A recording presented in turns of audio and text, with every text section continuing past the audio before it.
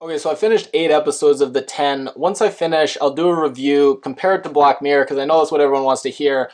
But this is going to be a spoiler, not review. I'm going to really analyze the episode and the themes, because I think it's one of the best episodes of sci-fi that I've seen. So I think two of the most important themes that really go together, and I'll explain why. One is mass surveillance and data collection, and the other is having a vague term that you can use to slander people that has no definition, and that's what makes it such an effective term. So this episode had a great quote that summed up why mass data collection is so dangerous. Under close enough observation, anybody starts to look a little quirky.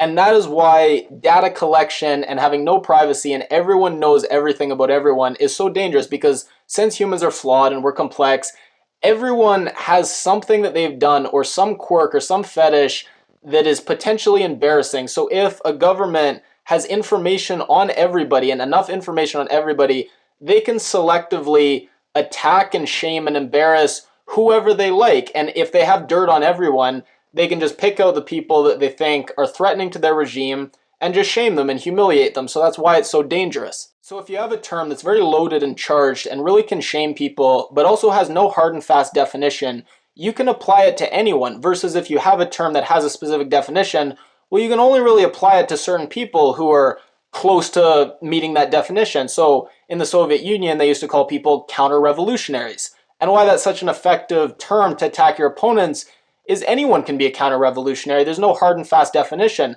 So again, with all this data collection, suddenly everyone is potentially at risk, if the people in power don't like them, of being shamed. If you have a term that can be applied to anyone, and once it's applied to you, big trouble.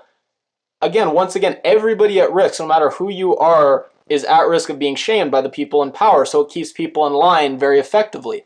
And this episode gives a great portrayal of the most effective possible authoritarian government. It wouldn't be one where all the citizens are very politically engaged and know a lot about the values of the ruling party and know a lot about which specific things make up an enemy and knows, we hate communism and we know exactly what it is. The best effective authoritarian government would be one where the populace doesn't really know a lot about politics, doesn't know a lot about the specifics, doesn't really know a lot about what exactly makes you an enemy, what exactly are the people we're fighting, but nonetheless is very enthusiastic, really loves the party, and has this hatred and knows how dangerous the enemy is without really knowing what exactly makes the enemy. Because as I've been saying, that means anyone can be the enemy and anyone who the government deems a threat, which can change. So just because someone's an enemy and the biggest threat in one decade, as the government stays in power, eventually they might want to change and consolidate their power and suddenly have a new enemy group. So when you have a populace that they don't really know anything about the enemy, they just know they're evil, then it's very easy to change as time goes on, and as your priorities change, you can just change who the enemy is much more effectively. And this episode gave such a good example of how taking away privacy can be such a good tool for social control. So he wants to phone in, our protagonist, and ask a question to a politician, and he's using a fake name, and you could say that's like an internet username, and he's all ready to ask the question, and then suddenly he sees himself on the screen in front of everybody, his face, and then his actual real name displayed underneath. And it's this perfect example of, if it was in a positive light, you'd say, oh, that's shaming a troll, and now suddenly he's unable to say all these horrible things. But it's also, you can look at it as soon as it's his face in front of everybody and his name's associated with all his ability to speak truthfully and to say controversial things that actually do challenge the people in power, that's completely sucked away, and he doesn't ask the question and he runs away. Another theme of this episode is being so dependent on our technology, and it makes for some great lines. At one point someone says, he's putting something in manually, and someone says, use voice control, don't be such a tactilist, or don't be so tactile. At another time someone says, don't be such a manualist, and it's just very interesting, this idea of shaming people who are technologically illiterate. And then we get this fascinating new technology where people are able to flirt with and maybe even sleep with the same people in the commercials for the products they buy. So it makes for some hilarious moments. His wife, our protagonist's wife, he sees her cuddling up with the guy from the coffee commercial on the couch, and then the next day he comes home and he opens a drawer and a bunch of coffee falls out. So it's quite funny. But I think it also combines two trends that really are going to be around for a while, and one is pornography, VR porn, sex dolls, that whole thing. And then the other is advertising. And both these trends are increasing and increasingly present in our society, it's interesting for them to just say, well, look, eventually these are going to merge, and the same attractive people that you see selling the products and the same people you want to see hawking your products on TV, well, why not just make those the same people that you're masturbating to and that you're fantasizing of, or actually having some kind of simulated sex with? And at one point, the hologram says, all seductively, you have such good taste. Of course, that's what corporations would want pumped into your head as being linked and associated with sexual arousal. It's gone beyond, oh, buy Axe body spray, because if you buy it, that beautiful woman in the commercial or women like her, they're going to find you smell good and be attracted to you. Now it's, if you buy Axe body spray, beautiful women are going to be so attracted to your keen discerning consumerism and your keen ability to choose between brands. That's what women really find attractive. And then we see this great portrayal of automation and what its effects are going to be, where we have this big warehouse where everything's handled by machines, except these three old school warehouse guys who are on there because of the union, and there's a quota for we can't have too much automation to limit unemployment, and realistically, so people don't, have too much free time on their hands and too much time to think. We got to have people continuing to work, but they're really not doing anything. They're just they're quality control. So all they're really doing is watching the machines, making sure they don't go haywire. And we see self-driving cars as well. And self-driving cars, well, one, it's rational because there's going to be no accidents from human error. Two, it's just convenient. So why would we not have self-driving cars? But you see how if a government wanted to control your ability to move around and go places, of course they would want to have self-driving cars because they'd be able to control your ability to go anywhere. And you could say, oh, well, that's paranoid. Of course, no one's ever going to do that. And that brings me to my next point. So many times throughout this episode, people say, don't be paranoid. We're just going to do this. And he says, well, what about? And they say, don't be paranoid. Don't be paranoid. Okay, so what is the episode trying to say about the actual government structure that we see? There's references to Trump and Hillary. The funny one to Trump is when the candidate says something crazy like kill all others, and then they're talking about it on the talk shows, and someone says, well, obviously the candidate wasn't speaking literally. And it's very funny because during the campaign, oftentimes Trump would say something, and some of his more erudite supporters would say, well, obviously Trump isn't speaking literally, he's speaking figuratively. When he says build a wall, he doesn't mean a physical wall, he means he's going to build a wall of regulation and incentives, so maybe it's going to be a physical wall, maybe it's just going to be a metaphorical wall. But then there's references as well to Obama and Hillary Clinton, not least of which the leader of this dystopian government sounds exactly like Hillary Clinton, not just in the way her voice actually sounds, but in the way she carries herself and her mannerisms and the way she enunciates certain words. So how do you read this? It's read as it's a one-party state. So fundamentally what she's saying is the establishment, they agree on maybe not the superficial issues, but on all the fundamental core issues that really affect people's lives and affect the direction that our earth and our nation is going. They agree, and we don't really have that choice. Both sides are just two sides of the same coin.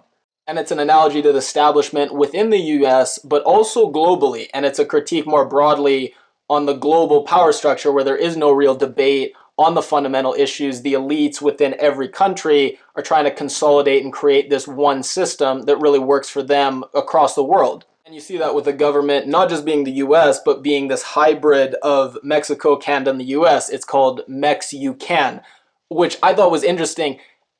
The only part of the episode that was completely realistic was that if there was a hybrid kind of North American union between Mexico, Canada, and the US would not be second in the name that they come up with. It would probably be more likely USA in big capital letters, and then maybe a small postscript C and M.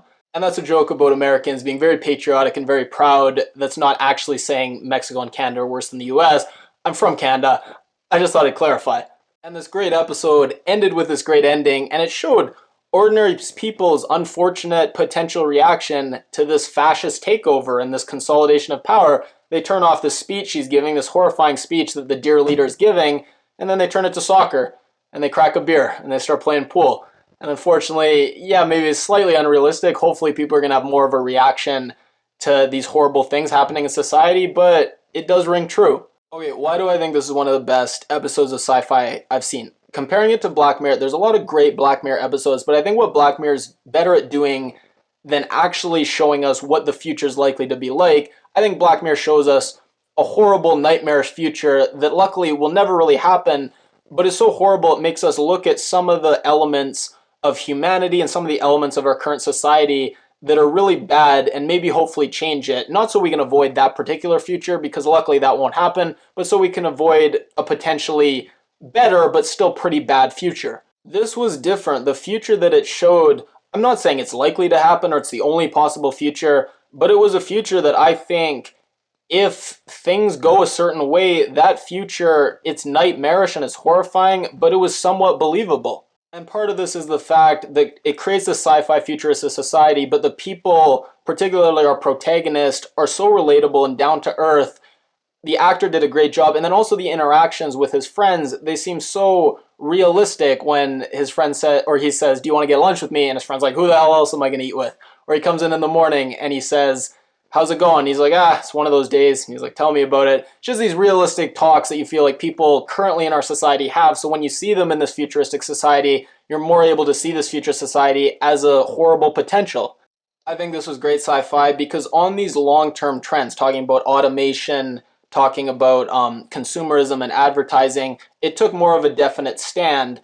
But that's fine because these trends will be going on for a while, so this will still be timely. We're still going to have out-of-control consumerism, out-of-control automation 50, 60 years down the line, so they don't have to have vagueness and ambiguity on those things. But on things like local politics or the politics of the moment, I think it was more vague and ambiguous. So right now, you can read certain things, certainly about the Trump administration, into its critique, but down the line, 20 years from now, whoever's president, you're going to be able to read critiques into their presidency as well. So I think there was a vagueness on certain things that are going to change as time goes on, and then a lack of vagueness on things that are serious problems and trends that we know are going to be existing for a long time. And before I forget, Dee Rees is the person who directed this episode. She did Mudbound, which I thought was a great movie. Now she did this, which I think was arms and legs above every single other episode, at least of the 8 I've seen of this show. So my opinion of her at this point could not be any higher. I think she's an absolute gem. And then the last reason I think this is great sci-fi is kind of counterintuitive. It's great sci-fi because the reviews and the critics didn't like it. They gave it negative reviews. If you have something that's sci-fi and you claim that it's really critiquing society and the status quo, and it's really critiquing those in power especially, be skeptical of something that says that and yet gets really positive reviews from the critics and from the people who have power and have a platform. Just be skeptical. How really biting and controversial can your critique really be when everybody in power likes the episode and is fine promoting it and saying, yeah, it's a great episode, everyone should go watch it. And I don't want to pick on people, but the first article that pops up for this episode is by Vulture, and it says, I'm going to read it, "Kill All Others is a simple parable about society's slide into fascist hate speech." And then he gave it 2 out of 5 stars. And his whole review is basically, the only thing he really said was, well, obviously this is about, Trump and how bad Trump is and how horrible things are right now. But it seemed to also critique things that weren't about Trump. And we're almost critiquing things that were on both sides of the political spectrum. So it was very confusing and made for a muddled episode, and I didn't really understand it. And so what you're left with is it's obviously just about Trump, and it's just a simple point, but then it also had this other stuff that it should have really just taken out. So it was a bad episode, and I gave it 2 out of 5 stars. And the guy who wrote that, I know he'll never watch this, but, are you not embarrassed? You have such power and influence. You're for all these episodes, I read reviews of them, and Vulture and your reviews always came up first. You have such power to write about this topic, and you're not embarrassed that you can watch an episode that talks about automation, holograms, consumerism, advertising, mass surveillance, all these things that I talked about, and the article you write talks about none of that, doesn't explore any of it, and all you can muster is, well, it was about Trump.